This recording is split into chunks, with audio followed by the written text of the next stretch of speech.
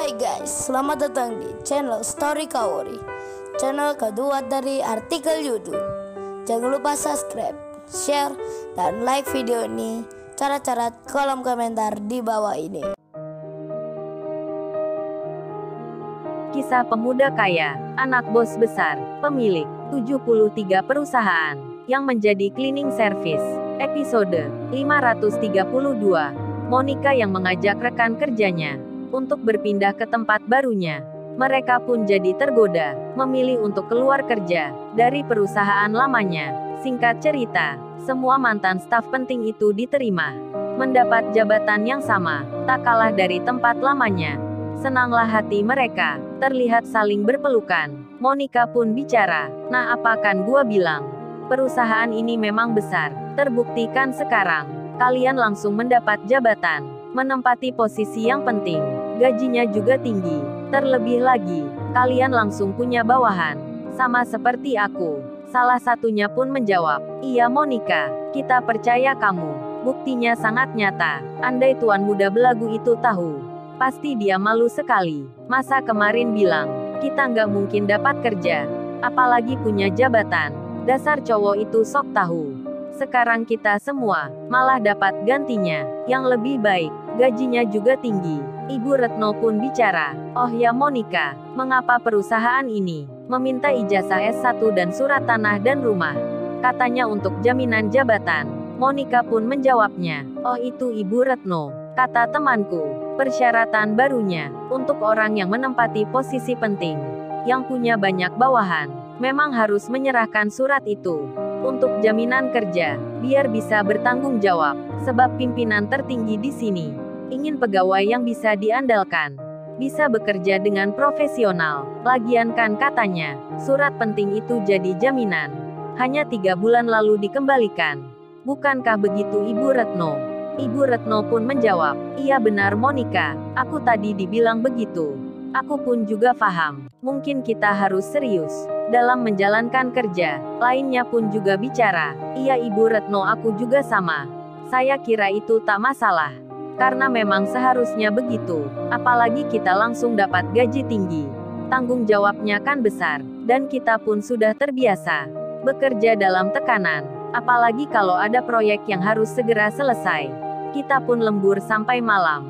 Mungkin perusahaan ini khawatir kalau staf yang punya jabatan tak mau bekerja sampai malam.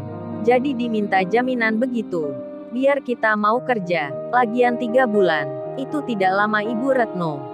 Saya pun akan memberikan." Orang-orang yang lain pun bicara sama, akan menyerahkan ijazah dan surat rumahnya. Mereka beranggapan hal yang biasa. Dan esoknya, masing-masing pegawai penting itu memberikan surat berharganya pada pihak perusahaan, sekalian bertanda tangan di surat perjanjiannya, yang isi tulisannya hampir ada 10 lembar. Karena masing-masing orang malas membaca, mereka pun langsung saja bertanda tangan di situ. Ucapan selamat pun diberikan pihak perusahaan. Fasilitas mobil langsung disediakan, termasuk seragam kerja yang eksekutif. Mereka pun kenakan. Tak lupa para bawahannya pun datang, memanggil masing-masing orang dengan hormatnya. Hingga Monica serta Diana, begitu pula Ibu Retno dan staf lainnya, jadi tersenyum seperti tersanjung. Mereka sangat senang sekali berada di tempat ini. Saat itu pimpinan bos perusahaan ini masih di luar negeri, lagi menikmati liburan, hal yang biasa ia lakukan. Kemudian hari berganti, sekarang sudah hampir 1 minggu. Kenshin berpikir lagi tentang kejadian yang kemarin.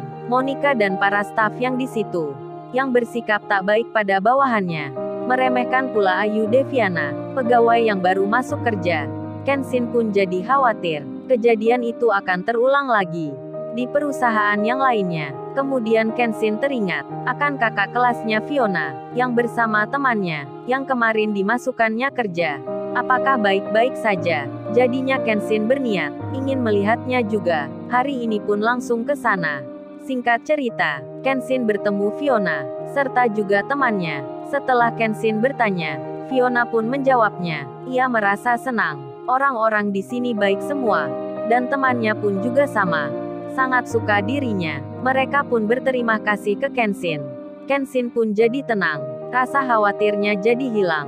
Sementara si Iwan lagi pulang ke desanya. Iwan ada perlunya. Tergesa-gesa dirinya, tak berpamitan ke Kenshin. Kemudian 2 hari berjalan. Sudah lebih 1 minggu. Monica dan Diana bekerja di perusahaan itu. Begitu pula dengan Ibu Retno dan staf lainnya. Menjalani aktivitasnya seperti biasa. Sampai pada akhirnya, besok adalah waktunya penyampaian kinerja perusahaan tentang omset penjualan dan pemasukan. Dari 3 bulan sebelumnya, hal itu sudah biasa dilakukan. Hingga jam pulang pun tiba. Dan waktu pun berganti. Aktivitas kerja dimulai lagi.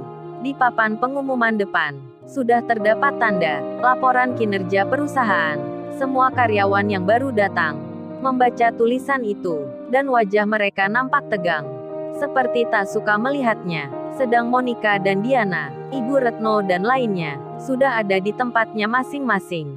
Berada di kantornya, bersiap menjalani kerja. Namun ada salah satu karyawan yang bicara memberitahukan, "Oh ya Mbak Monica, pagi ini tak ada kerja.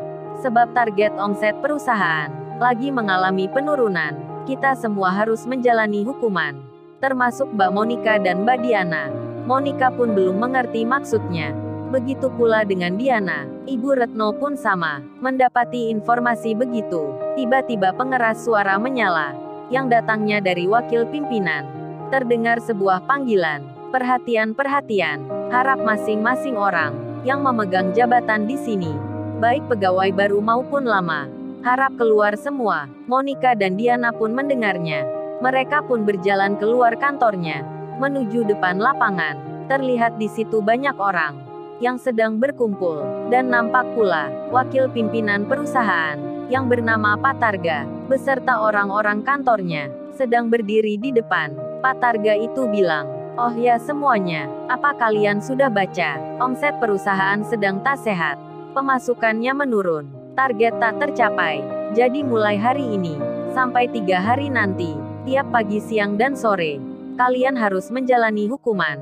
Seperti bulan sebelumnya, tak peduli pegawai baru ataupun lama, pimpinan atau bawahan.